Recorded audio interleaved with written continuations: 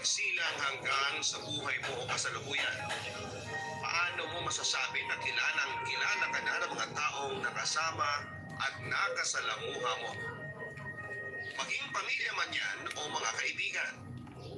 Meron ngang ibang magulang ang hindi kilalang pagkatao ng kanilang mga anak. Maaaring dahil hindi na sa kanila lumaki o nawala ang anak at maaaring napariwara dahil sa pagsama sa mga maling tao.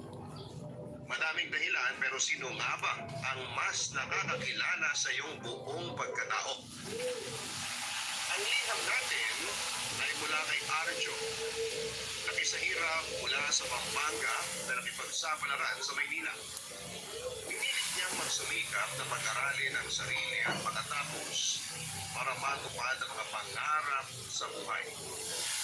Ibig sabihin na isa siyang working student, mahirap ang sitwasyon. Na nag-aaral at nagtatrabaho at solo gumagastos sa lahat ng kailangang bayaran, dagdag pang tuition at mga kailangan sa pag-aaral. Walang asawa o girlfriend si Arjo na siyang dahilan kung bakit may ilang usap-usapan tungkol sa sexualidad niya.